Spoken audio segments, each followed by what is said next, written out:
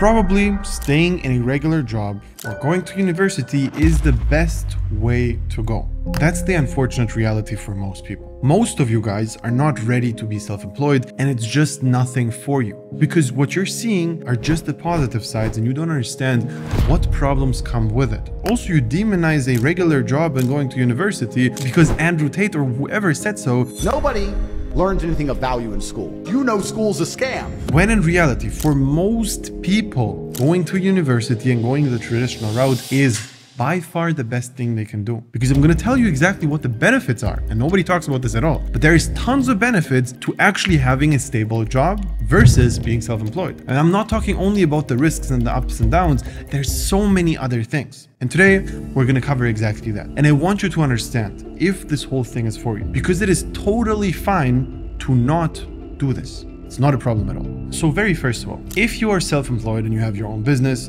you can work for a month and lose money. In no job ever, this happens. You don't lose money while doing work. Worst case, you get fired or something happens, but there is no way how you can lose money while still working. And the very worst part about this is that you can do everything right in a business and still lose money for month and month at a time. You can literally do everything perfectly well, but still lose money. The best analogy I have here is poker. When you play poker, you can be the best player in the world and lose a hand even though you played it the best way. Play the hand, you did everything right, you lose it because you just got unlucky. Same things happens in the business. You can also lose 10 hands in a row. Happens, even to the best players in the world. But what doesn't happen is you're unprofitable over years. All right, that doesn't happen. If you do everything right, over a big enough time spent, you definitely will make money. But on a smaller scale, it will look like you're losing. And it is very easy to quit in such a moment. The other thing which happens if you have a business is the numbers are lying to you. You're seeing all those flashy numbers by yourself. Let's say everything is going well, you made a lot of money, you have tons of sales, and you look at those numbers and you think you have that money. But in reality, you don't, because obviously sales are not profit. But even if you look at the profit is not profit because of taxes. And on top of that, if you have a stable job where, let's say it's a really good job, you make 10K profit per month. That is obviously a great job, but you cannot compare that to being self-employed and making 10K a month. Because in the job, the risk of you making less money than 10K is slim to none. Obviously, if you don't perform and you get fired, whatever happens, but the chances of that happening is so much higher in a business. If you run a business which makes $10,000 a month, you start chilling and you're not at 100%, things can drop. And even furthermore, you do everything perfectly well, some external bullshit happens and everything drops again. So here, external factors play a big role. Of course, you can say the same thing about the job and you can lose it, the company can go bankrupt, all of those things can happen.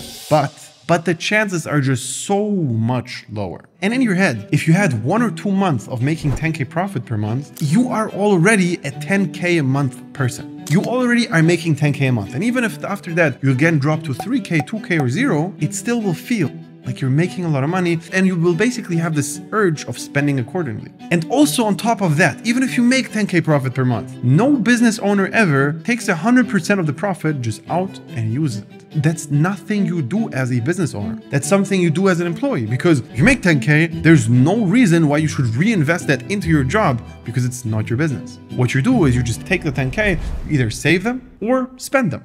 And I know this video is going to make me lose a lot of money because a lot of you guys are going to understand this and basically not even start. And honestly, I'm fine with that because I honestly do not want people who are not made for this to work with me. And again, I'm actually serious about this. It is totally fine to tell yourself, hey, I'm just not the guy for dropshipping. This is nothing for me. I don't want to do this. That's it. It is truly not a problem. And the problem I see in reality is that this gets frowned upon in this whole business community. Everybody pretends like a 9-to-5 is the worst thing you can ever have. And the way to go is always to have a business. When in reality, again, look at the numbers.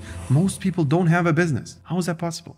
Dropshipping in general involves a lot of trial and error, and it might not be profitable from the start. And it also might not be profitable ever for you. Because again, the reality is most dropshippers do not make money. And I'm just saying this because I've seen this time and time again. People, which I know, even the ones which work with me, which paid for my program, still quit I'm not pretending here that if you're inside of my program, you are isolated of quitting. You're isolated of every problem. That's not going to happen. You will encounter a ton of problems and you will have the urge to quit. And again, that's a normal thing. And I just want to emphasize here that this is the truth. This is reality. Because again, I don't want to sugarcoat anything like most people do. If you think about 95% of other channels, nobody's ever going to say something bad about being self-employed. And the only bad thing you're going to hear is about a 9-to-5. And what you're also not going to hear is that nobody has a 100% success rate. It just doesn't happen. If you join any program in this world, there's not going to be 100% of the people who are successful. There's going to be a big cutoff of people who understand, oh shit, this is actual work. This is not a magic pill. I thought I'm just going to be given everything on a silver platter and I don't have to do shit. And even though most people understand that they're going to have to do things, when it comes to actually doing them, it's a very different story. And then really understand that that is nothing for them.